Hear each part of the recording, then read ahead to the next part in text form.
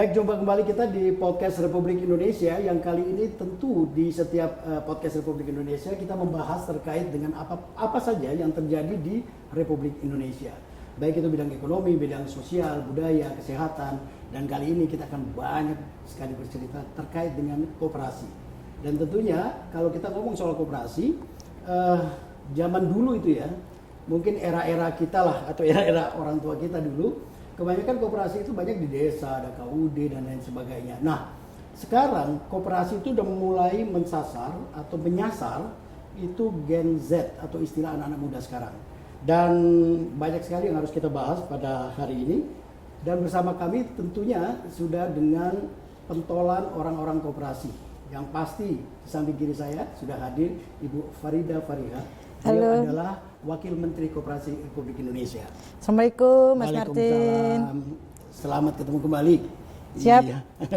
Oke, kita akan banyak bercerita terkait dengan koperasi, tapi sebelum itu podcast ini juga didukung oleh salah satu ini nih Bu, yang namanya AKP Consulting. Jadi ini adalah Your One Stop Business Solution. Jadi kalau umpamanya pengusaha muda, anak-anak muda, Gen Z yang mau mulai belajar berusaha, mau UMKM, freelancer, kalian bisa memilih AKP Consulting untuk ngurus macam-macam. Pokoknya ini Bu, ada pajak, kemudian legal consultant, kemudian administrasi, creative design, badan hukum.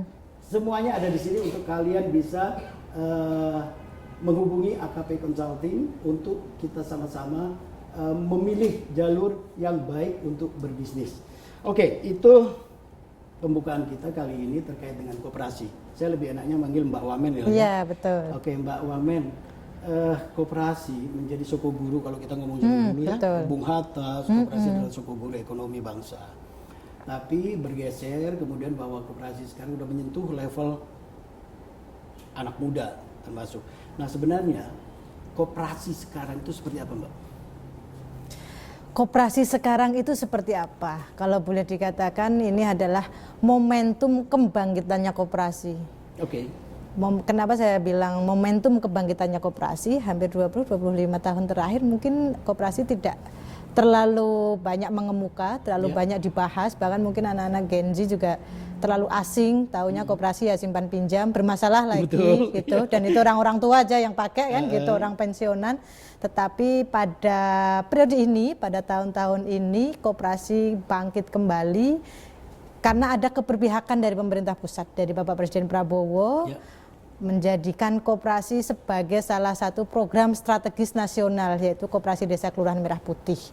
Dengan keberpihakan tersebut tentu saja ini membawa kembali ke ruang publik, mengingatkan ke seluruh masyarakat Indonesia bahwasanya koperasi pernah jaya pada masanya sebagai soko guru ekonomi nasional. Nah, ini dibangkitkan kembali. Dibangkitkan kembali ini tidak hanya jargon saja, tetapi memang sedang di mainstreaming, sedang ada keberpihakan pada kelembagaan koperasi dengan kehadirannya program strategis nasional Koperasi Desa Kelurahan Merah Putih ini yang dilahirkan di setiap desa dan kelurahan. Ini tentu saja hampir semua masyarakat kita sekarang tahu apa itu koperasi. Anak-anak Gen Z juga setiap hari viral, apalagi momen-momen hari ini. Tanggal 3 sampai tanggal 12 ini sedang melakukan rekrutmen manajer. Mei 2026 sedang ada seleksi rekrutmen manajer Koperasi Desa Kelurahan Merah Putih 30.000. Oh iya, saya baca tuh. Betul. Ada pamfletnya. Ya? Yes. Yang mendaftar berapa? Ternyata 600.000. Ini juga 30.000 untuk sementara ini. Wow. Ya. Itu 5% ya? Yes. Jadi dan itu anak muda karena anak maksimal 35 tahun. Oh, ada batasan umur ya? Yes, maksimal 35 tahun. Kenapa? Itu tadi kita mau men-streaming koperasi sebagai soko guru ekonomi, bahwa koperasi tidak lagi hanya simpan pinjam.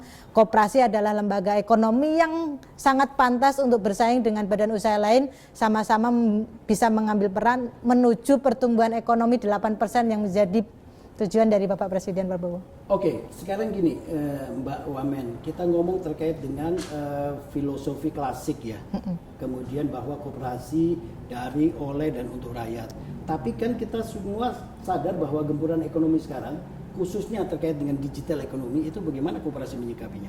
Kan kesannya kayak gini nih, koperasi itu kayak jadul gitu loh. ya Mbak. Ya, justru kondisi sekarang ini yang pemerintah pusat sudah berpihak, maka kemudian yang kita lakukan kepada koperasi-koperasi yang ada koperasi merah putih yang tadi jumlahnya hari ini 83.000 di setiap desa dan kelurahan yang sedang dibangunkan fisiknya. 83.000 badan hukum dan kepengurusannya setelah terbentuk. Karena desa itu ada sekitar 74.000 sekian. Yes, plus kelurahan. Ya, plus kelurahan. Betul. Ada koperasi existing jumlahnya hampir 139.000. Ini koperasi sebelum adanya koperasi merah putih. Jadi kalau di total sekitar 220-an ribu jumlah koperasi di Indonesia yang berbadan hukum dan ada pengurusnya. Bagaimana dengan tantangan hari ini yang digital tadi? Betul. Karena hari ini koperasi didorong untuk bisa bersaing dengan badan usaha yang lain selain koperasi, maka mau tidak mau koperasi juga harus adaptif terhadap perkembangan zaman, yaitu digital dan tata kelola yang modern. Kami di Kementerian Koperasi terus mendorong baik koperasi desa kelurahan merah putih maupun koperasi existing atau koperasi yang ada ini. Di beberapa rapat anggota tahunan yang saya hadir, karena momentum bulan Maret, April, Mei, Juni itu adalah waktunya RAT, Mas, rapat anggota tahunan. Ya. Beberapa kali saya mengunjungi koperasi-koperasi ini juga adaptif dengan digital. Sebagian besar sudah memakai aplikasi di mana anggotanya bisa melihat transaksi secara langsung, bisa mengamati uang yang dia kumpulkan di situ sebagai anggota itu diinvestasikan untuk apa, digunakan untuk unit usaha apa saja, bagaimana laporan keuangannya, itu bisa terpantau kalau secara digital. Sebagian besar kita sudah terus menyampaikan kalau mau bertahan dan bisa kompetitif terhadap perkembangan zaman, mau tidak mau koperasi harus ikut perkembangan zaman, yaitu digitalisasi yang sudah tidak bisa dielakkan lagi. Sehingga sebagian sudah mengikuti digitalisasi, sebagian lagi masih dalam proses adaptasi. Di koperasi desa kelurahan merah putih bahkan kita wajibkan setiap koperasi desa kelurahan merah putih harus memiliki akun digital, bergabung dalam aplikasi namanya SIMKOPDES, Sistem Informasi Manajemen Koperasi Desa, yang itu terintegrasi di dalamnya tercatat administrasinya, pengurusnya, pengawasnya, transaksinya, semua harus tercatat secara digital di situ untuk kami bisa lebih mudah mengawasi di 83.000 koperasi desa kelurahan merah putih. Tentu ini bagian dari adaptasi perkembangan digital itu tadi, bahwasanya digital ini tidak lagi menjadi tantangan, harusnya menjadi peluang.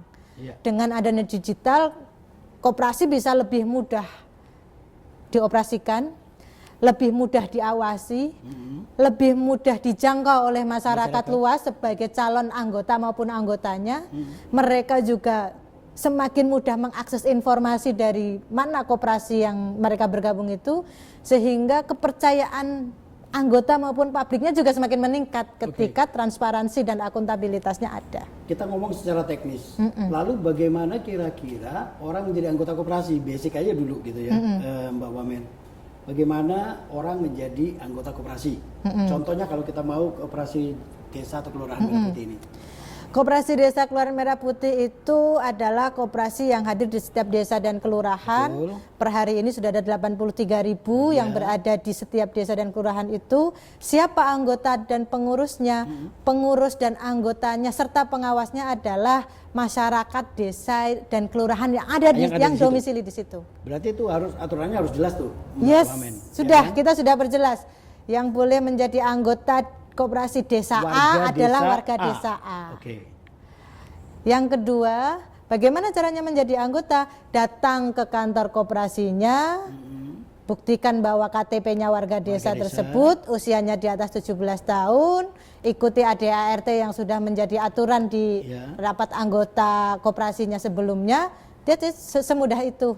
Bergabung menjadi anggota, kemudian syukur-syukur menjadi penggeraknya, karena koperasi desa kelurahan merah putih ini adalah hal barang baru, masih meniti, maka kemudian kita sangat berharap banyak yang bergabung, terutama masyarakat-masyarakat desa yang punya kompetensi, yang punya talenta, yang punya entrepreneurship, agar mereka bisa bergabung menjadi anggotanya, penggerak sekaligus penggerak di Koperasi Pelaku, Desa ya? Kelurahan Merah Putih. Yes. Jadi bisa dikatakan ini sebuah gerakan ya harusnya. Yes. Ya kan? Kalau Pak Menteri selalu menyampaikan Koperasi Merah Putih ini bukanlah hanya program, tetapi ini adalah gerakan. Gerakan, ya harusnya setelah Iya, Wamen ngomong betul. tadi, itu sebuah gerakan berarti. Betul. Oke, sekarang kita unit usahanya. Unit usahanya apa aja, Mbak? Di dalam Koperasi Desa Kelurahan Merah Putih ada satu unit usaha gerai sembako, ada 6 gerai. Ya. Gerai sembako ini untuk yang diakselerasi dengan program prioritasnya Bapak Presiden Asta Cita terkait dengan swasembada pangan. Pak Presiden ingin memastikan semua warga desa dan kelurahan yang berada di lapisan paling bawah ini terkecukupi bahan pokoknya. Ya. Gitu. Apalagi sekarang lagi tantangan global luar biasa. Jangan sampai karena ada tantangan global yang luar biasa ini, ada desa-desa atau daerah-daerah yang tersendat suplai bahan pokoknya. Yang kedua Dan juga ada bahan pokok harus dari sekitar situ juga ya, Pak ya? yes, bahan pokok ini bisa berasal dari Desa pusat tetangga, karena atau dari pusat. atau dari bahan hasil bumi yang ada di desa itu. Ini sistemnya dua arah. Kalau dari atas misalkan Bulog, tentu ini daerah-daerah yang dia tidak punya padi. pertanian, maka kemudian dia bisa mengambil dari Bulog. Bulog wajib untuk mendistribusi terutama barang-barang subsidi negara. Beras, minyak, Gula, LPG, gula, gitu. Yang kedua harus dari bawah. Barang-barang yang dihasilkan oleh setiap desa sebagai suatu potensi desa, maka kemudian di off-taker oleh Koperasi Desa Merah Putih, ya kemudian dikelola, dikemas dan bisa didistribusikan ke daerah yang lain yang memang tidak punya sumber daya itu. Oke. Manfaat yang didapat apa? Manfaat yang didapat bagi anggota satu, tentu saja karena dia anggota adalah dia pemilik. Anggota itu adalah pemilik koperasi. Selayaknya pemilik, dia bisa menjadi penggerak, dia bisa menjadi pengurus kalau disepakati sebagai rapat anggota. Yang tentu sebagai anggota, dia akan mendapatkan privilege sebagai seorang anggota yang tentu saja harapan dan tujuan kami, tujuan dari Pak Presiden ini menghadiran stok barang yang cukup terutama bahan pangan dengan harga yang terjangkau. Tadi kita ngomong terkait ini, Mbak, unit usaha. Kan kita baru ngomong satu nih. Yang kedua ada klinik desa. Klinik desa. Klinik dalam konteks kesehatan atau apa nih? Yes, kesehatan. Klinik kesehatan. Ini Pak Presiden ingin tidak ada lagi masyarakat desa yang tidak terjangkau fasilitas kesehatan karena jarak yang jauh. Sementara ini kan di pusat kesehatan masyarakat puskesmas yang tingkat kecamatan. Nah, Pak Presiden ingin setiap desa punya klinik kesehatan di mana itu sebagai kebutuhan dasar sebagai warga negara Indonesia. Kemudian ada gerai obat. Gerai obat ini juga bagian dari unit usaha untuk obat dan juga untuk sosial. Gitu. Kita sedang mengkaji ini dengan BPJS Kesehatan agar warga desa ini bisa menggunakan fasilitas dari BPJS Kesehatan untuk mengakses gerai obat maupun klinik kesehatan. Ini sedang dalam kajian dan dalam pendetailan, kira-kira begitu pendalaman. Yang selanjutnya adalah ada gerai simpan pinjam, gerai perkreditan mikro. Paling rame tuh kayaknya koperasi. Gerai perkreditan mikro. Ini yang Pak Presiden tugaskan agar masyarakat bisa mengakses pembiayaan dengan bunga maksimal 6%. Ini juga ini sedang kita kaji keterlibatan antara bank, kemudian koperasi simpan pinjam yang sudah besar dan existing. Tentu ini adalah ekosistem koperasi. Kita berharap koperasi-koperasi yang memang sehat, dipercaya publik dan memang memiliki expertise di pembiayaan mikro itu kita libatkan dalam pengembangan gerai pembiayaan mikro ini. Kemudian ada gerai lagi satu, gerai logistik dilengkapi dengan mobil pick up, truk dan roda 3. Ini tentu akan melengkapi proses kegiatan unit usaha yang ada di Koperasi Merah Putih. Dan yang terakhir ada gerai potensi desa. Gerai potensi desa ini dilengkapi dengan gudang yang luasnya bangunan fisiknya ini 600 meter persegi, dibangunkan oleh pemerintah di setiap desa dan kelurahan. Per hari ini setiap gerai koperasi itu ada gudangnya juga. Yes, Including betul. di situ ya? Dilengkapin, dibangunkan 600 meter persegi dengan kelengkapan truk, rak-rak, terus kemudian Jadi untuk display mobil semuanya biak sudah display. Iya. Oke. Kemudian kita ngomong terkait unit, masih terkait di situ juga kan anak muda ini gimana tempatnya dong? Anak Mereka muda. kan, iya, mereka ini kan pada umumnya adalah orang-orang yang banyak bergerak di industri ekonomi kreatif. Terkait dengan koperasi, mereka di mana nih posisinya? Nah, kalau terkait dengan Koperasi Merah Putih, justru kita berharap anak-anak muda ini yang biasanya mengantri lapangan pekerjaan di kota-kota besar, kembalilah ke desanya masing-masing. Melalui Koperasi Desa Merah Putih ini, petakan potensi desanya. Ya.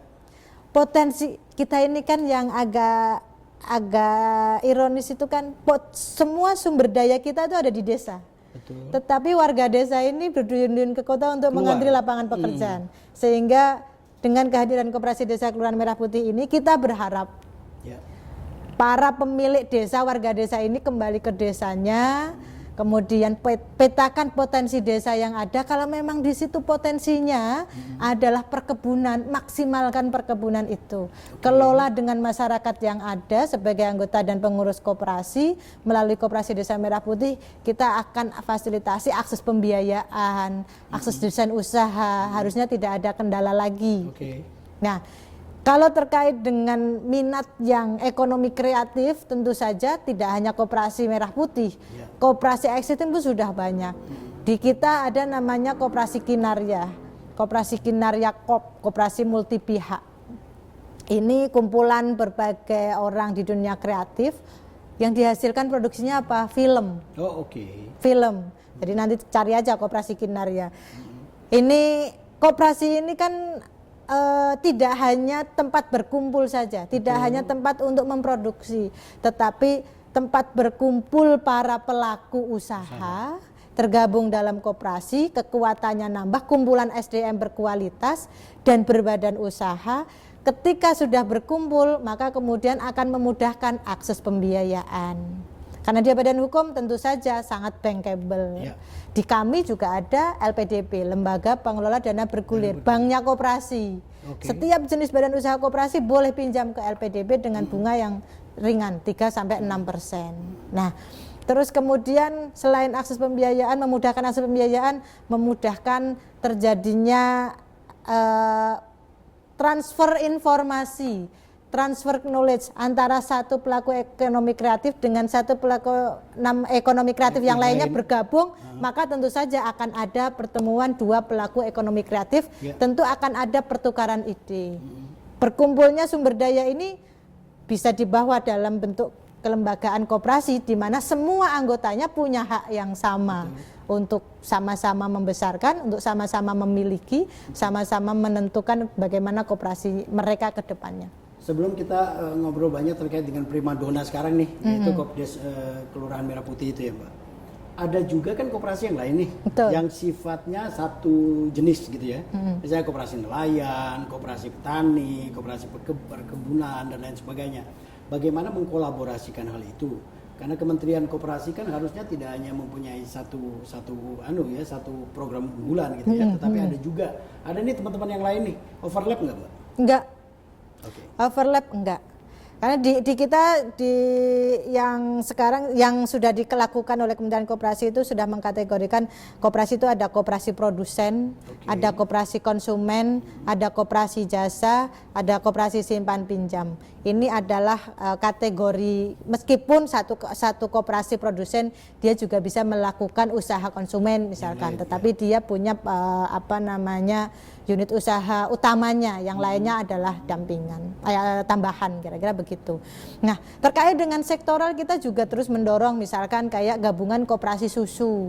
Itu koperasi susu yang kemudian terkoordinir bergabung menjadi gabungan koperasi susu. Gabungan koperasi produksi tahu tempe. Gabungan Koperasi Batik GKBI. Jadi mereka bisa kolaborasi juga dengan Koperasi Desa Merah Putih harusnya ya. Nah, terus kita mendorong, bahkan kita ada namanya program Kakak Asuh. Kakak Asuh ini adalah koperasi-koperasi existing, koperasi-koperasi yang tadi sudah berada sudah puluhan tahun, sudah belasan tahun, sehat, memang anggotanya sudah ribuan, belasan ribu. Kemudian untuk mendampingi koperasi-koperasi desa Kelurahan Merah Putih yang hari ini baru. Gitu kira-kira. Ini adalah upaya kami dari Kementerian Koperasi untuk membangun ekosistem koperasi dalam rangka menumbuhkan ekonomi. Artinya bukan menjadi sebuah persaingan ya, tetapi harusnya kolaborasi. Yes, betul. Tidak hanya internal, tapi kolaborasi harus dengan kementerian yang lainnya juga, Mbak. Iya, betul. Ada Kementerian UMKM, ada kementerian yang lainnya juga yang pasti supporting. Sejauh mana kolaborasi seperti itu? Kolaborasi ini terus berjalan di Koperasi Desa Merah Putih, bahkan pembentukan Inpres 9 tahun 2026 terkait dengan percepatan pembentukan Koperasi Desa Kelurahan Merah Putih secara kelembagaan itu melibatkan 18 kementerian dan lembaga. Inpres 17 sebagai kelanjutan dari Inpres 9, Inpres 17 2026 itu terkait dengan percepatan pembangunan fisik gerai dan kelengkapan Koperasi Desa Merah Putih ini melibatkan 12 kementerian dan lembaga. Artinya apa? Artinya koperasi ini sesuai dengan nilai yang ada di koperasi, gotong royong. Semua harus terlibat. Di Kementerian Koperasi tadi baru saja kita MOU dengan BNSP, Badan Nasional Sertifikasi Profesi. Untuk apa? Untuk melibatkan mereka untuk berkolaborasi dengan kita agar nanti mereka mengawal terkait dengan pelatihan manajer Koperasi Desa Merah Putih dan juga sertifikasi. Jadi selain mendorong seragam seluruh Indonesia. Selain mendorong unit usahanya, unit usaha koperasinya ini juga besar, volume usahanya besar, kita juga harus mendorong Kementerian Koperasi mendorong peningkatan kualitas SDM kompetensinya. Ini kan sebagai bagian tuntutan zaman. Kalau mau bersaing dan bisa beradaptasi dengan tuntutan zaman kan dia harus bisa berkompetensi. Bisa berkompetensi kalau dia punya kualitas SDM yang cukup. Berarti bisa dikatakan juga harus menjadi satu rantai pasok yang global ya, Mbak? Iya, betul. Kemudian kita terkait agak sedikit menggelitik karena berdasarkan ini kalau kita ya memang kita tidak bisa banyak terlalu kembali ke masa lalu ya. Iya. Gitu ya. Ke masa lalu itu kan suka masalah dana nih kayak apa nih gitu kan. Kemudian pendanaannya kayak apa, pembiayaannya kayak apa untuk Koperasi Desa Merah Putih. Yang lalu biarlah berlalu. Yang lalu akan menjadi pelajaran untuk kita sekarang ini dan menata ke depan yang lebih baik. Tentu masa lalu tidak bisa kita buang begitu saja, kita tidak bisa lupakan. Justru itu menjadi pelajaran yang berharga bagi kita untuk sama-sama berkomitmen. Itu menjadi pondasi kita. Apa yang kurang di masa lalu kita perbaiki di masa yang akan datang. Di masa sekarang dan kemudian untuk di masa yang akan datang. Terkait dengan pendanaan yang tadi saya sampaikan. Akses pembiayaan di Kementerian Koperasi. Dulu kan kita Kementerian Koperasi dan UMKM. Nah, sekarang kita difokuskan yang tadi saya bilang. Pak Presiden Prabowo ini punya keberpihakan yang luar biasa kepada koperasi. Saking berpihaknya, kementeriannya tidak boleh fokus dua arah. Jadi harus benar-benar fokus melayani dan mendampingi koperasi gitu, termasuk BLU-nya, Badan Layanan Umumnya, LPDB ini lembaga pengelola dana bergulir ini, jumlah hari ini pagunya tahun ini hampir 2,2 triliun ini dipersiapkan untuk diakses pembiayaannya khusus untuk koperasi-koperasi. Asetnya berapa sih Mbak satu koperasi itu Mbak? Beragam. Ada yang sudah ratusan miliar, bahkan sudah ada yang triliunan juga ada. Nah, menjadi penting juga adalah monitoring dan evaluasi. Betul. Bagaimana? Kalau monitoring dan evaluasi, kami di kementerian ini ada nama Badan Pengawas Koperasi, itu Deputi Pengawas Koperasi yang namanya Deputi 4. Itu terus melakukan pengawasan. Di kita ini ada namanya koperasi nasional, tingkatnya nasional, ada koperasi provinsi dan juga koperasi kabupaten kota. Ini kalau koperasi nasional pengawasannya di kami, kalau koperasi kabupaten kota tentu pengawasannya ada di pemerintah daerah, di dinas koperasi kabupaten kota, dan tentu saja tetap juga terintegrasi dengan kami yang ada di Kementerian Koperasi. Kami ada namanya sistem ODS, Itu sistem digital dalam rangka kami mendatabase dan juga melakukan pengawasan terhadap koperasi existing. Kalau dia koperasi existing yang 139.000 itu sistemnya ODS. Kalau yang koperasi Desa Merah Putih jumlahnya 83.000 itu pengawasannya ada di SIMKOPDES, Sistem Informasi Manajemen Koperasi Desa Merah Putih. Betul. Ini adalah sistem digital yang kami kembangkan untuk memudahkan dan melakukan pelayanan secara maksimal terkait dengan pengawasan. Tentu kami sekarang ini mohon doanya sedang memperjuangkan untuk pembaruan Undang-Undang Koperasi. Undang-Undang Koperasi kita ini masih menggunakan Undang-Undang Koperasi tahun 1992. Yang tentu saja tantangannya terhadap zaman ini sudah maka kita sedang berjuang untuk tahun ini bisa disahkan menjadi Undang-Undang Koperasi di tahun 2026 ini. Undang-Undang Koperasi yang sedang kita perjuangkan. Ya, di dalamnya nanti pengawasannya, kemudian digital dan lain sebagainya. Ya, itu saya akan masuk ke situ, Mbak, memperkuat pengawasan sekaligus bagaimana sih transparansi dan akuntabelnya. Transparansi dan akuntabelnya. Kalau yang SIMKOPDES tadi, Koperasi Desa Merah Putih itu tentu saja semua transaksinya, barang masuk, barang keluar, uangnya kemana saja, tenaga kerjanya berapa, semua akan terrecord di sana. Karena Koperasi Desa Merah Putih ini kita desain dari awal, jadi kita masih jaganin. Tapi kalau yang koperasi existing ini, kita mendapatkan laporan dari RAT. Rapat anggota tahunan ini adalah bagian dari evaluasi. Dan di kami ada namanya penilaian koperasi yang sehat, yang patuh, yang tidak patuh, yang sehat dan tidak sehat. Kita sedang merapikan dari 139.000 itu mana yang memang tertib dan patuh melakukan RAT setiap tahun. RAT ini adalah bagian dari pengawasan yang dilakukan oleh Dewan Pengawas Koperasi dan juga anggota. Selama RAT ini dilakukan secara periodik setiap tahun, itu bagian dari pertanggungjawaban pengurus. Saya kira insya Allah kalau terbuka RAT-nya pasti sehat koperasinya. Seringkali koperasi yang bermasalah itu adalah koperasi yang RAT-nya tidak sehat dan tidak terbuka dilakukan. Ini sebenarnya pengawasan berjenjang, Mas Bang Martin. Pengawasan berjenjang apa? Di dalam kelembagaan koperasi sendiri itu ada Dewan Pengawas Koperasi. Nah, sebelum diawasi oleh kita, sebelum bermasalah dengan masyarakat umum yang kemudian masuk ke pengawasan kita, tentu saja Dewan Pengawas di koperasi, di lembagaan koperasi ini juga punya peran penting untuk kemudian melakukan pengawasan. Di samping juga anggotanya. Anggota berhak melakukan pengawasan karena dia bagian dari pemilik koperasi itu sendiri. Oke, kita sudah banyak mengenai rantai pasok dan lain sebagainya, Mbak. Kita bergeser ke SDM, ya kan? Menjadi kunci juga nih. Betul. Jadi SDM bagaimana pengelola koperasi itu bisa benar-benar integritasnya terjaga. Nah, peningkatan kapasitas tentunya sudah dilakukan juga dengan berbagai cara program. Tapi bagaimana sih meningkatkan SDM koperasi ini? Ya, walaupun kita nggak mau lihat di belakang nih, karena kan banyak sekali nih dari 1.000 koperasi mungkin yang aktif tinggal nggak sampai 100 kali gitu kan. Nah ini kan juga banyak terlibat dari banyak sama terpengaruh oleh SDM-nya. SDM-nya kayak apa? SDM yang pertama kalau itu terkait dengan Koperasi Desa Kelurahan Merah Putih. Hari ini kita sedang menyiapkan SDM yang tadi saya bilang rekrutmennya ini seleksinya luar biasa. Kita memilih 30.000 dari 600.000. Kita berharap ini adalah 30.000 terbaik. Kan kira-kira begitu. Dari 600.000 yang mendaftar. Yang kemudian setelah diseleksi ini ada lagi tingkatannya. Dididik, ada pelatihan selama 1,5 bulan. Baik itu wawasan kebangsaan dan manajerial, kedisiplinan, doktrinasi perkoperasian dan keindonesiaan dan sebagainya.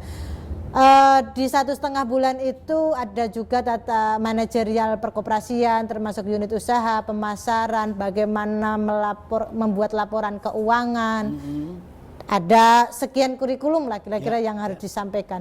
Itu bagian dari penyiapan SDM-nya. Di akhir sesi nanti akan ada sertifikasi profesi yang tadi saya bilang, mereka disertifikasi untuk benar-benar menjadi seorang manajer koperasi desa Kelurahan Merah Putih yang melibatkan BNSP tadi.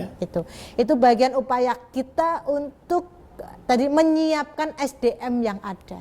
Dengan KPI tertentu ya pasti. Dengan KPI tertentu tentu saja, karena ini adalah unit usaha. Jadi nanti tata kelola Koperasi Desa Merah Putih ini berbasis kinerja.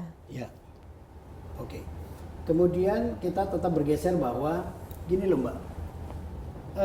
Industri yang ada di masyarakat kita itu juga sebenarnya sudah banyak yang baik. Sudah banyak juga yang bagus dan produknya juga bagus-bagus. Permasalahan selalu kan di pemasaran, Mbak. Iya kan? Karena sekarang kita juga bisa tidak hanya sekedar datang ke tempat. Kita mau beli sesuatu nih. Contohnya nih kita kayak mau beli misalnya produk-produk seperti ini, seperti sapi, sambal dan lain sebagainya.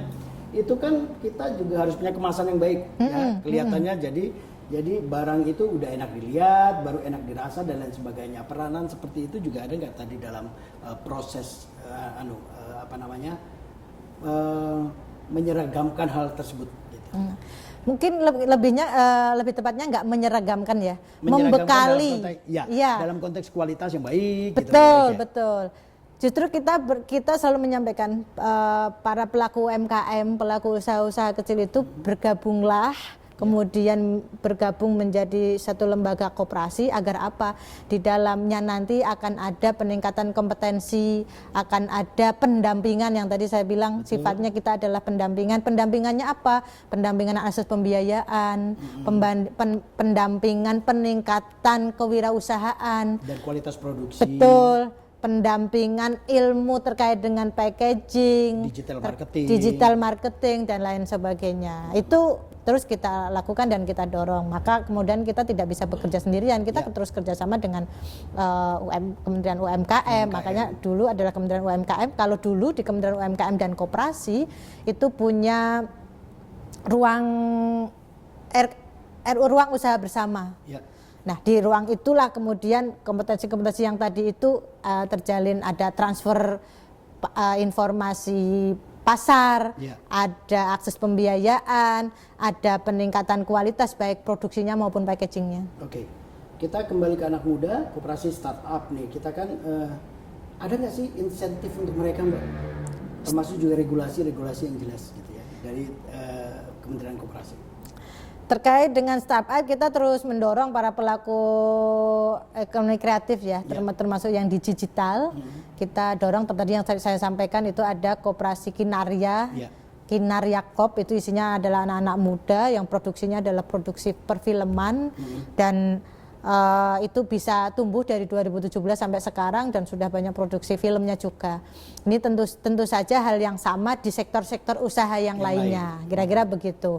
Nah, di kami terus melakukan pendampingan baik itu scale up maupun yang paling bisa kami lakukan yang terus dan bertahap itu adalah akses pembiayaan yang ada di LPDP yang tadi saya bilang. Selama kelembagaannya itu adalah koperasi, dia punya hak dan punya akses yang sama untuk bisa akses pembiayaan dengan bunga ringan di LPDP.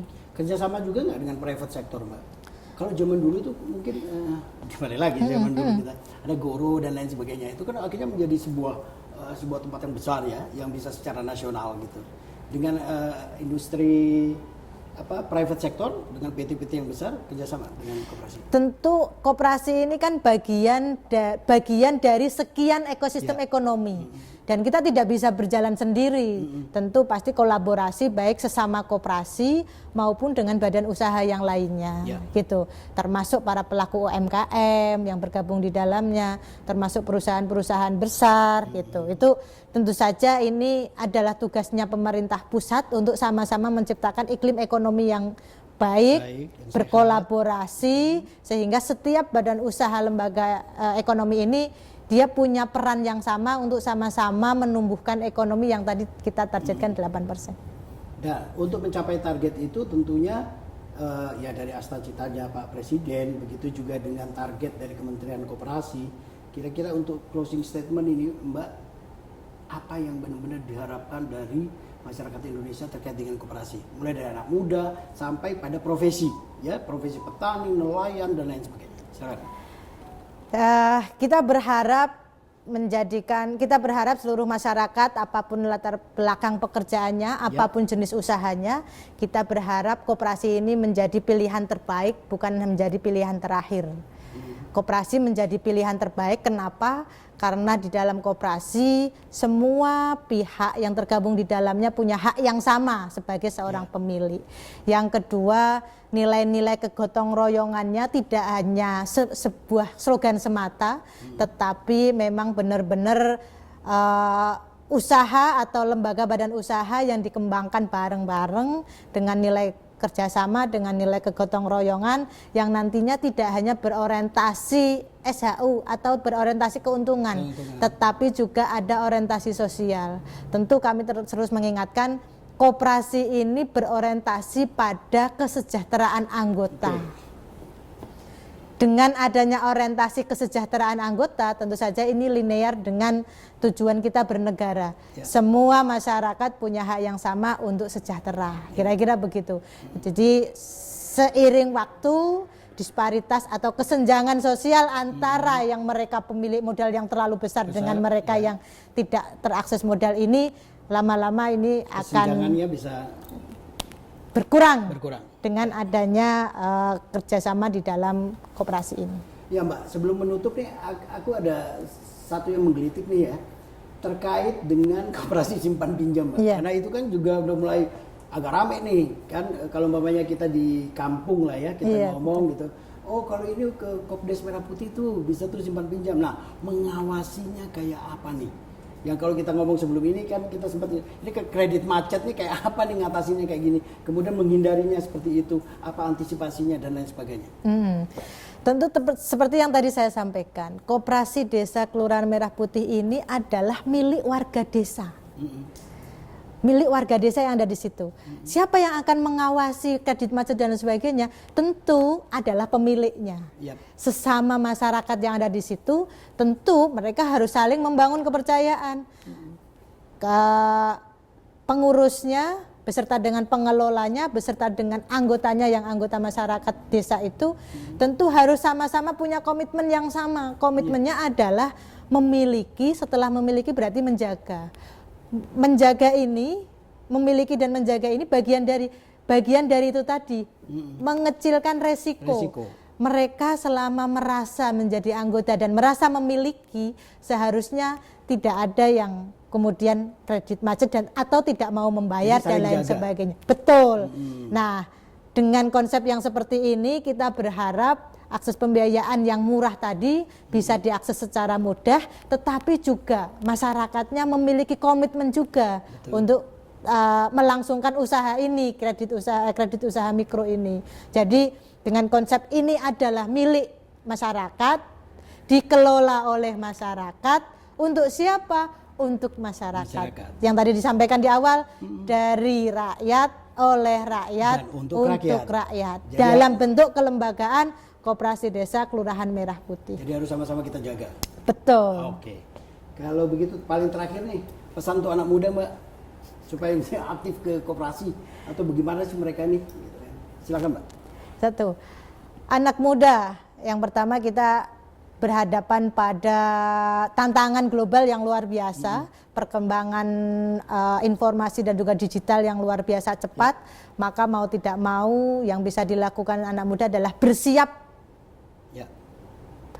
Bersiap untuk adaptasi, bersiap untuk kompetisi, bersiap untuk memiliki kompetensi-kompetensi yang harus dimiliki untuk melihat tantangan tersebut. Saya dari Kementerian Koperasi mengajak anak-anak muda ini untuk aktif terlibat dan menjadi penggerak di koperasi, baik itu Koperasi Merah Putih maupun koperasi-koperasi yang lain.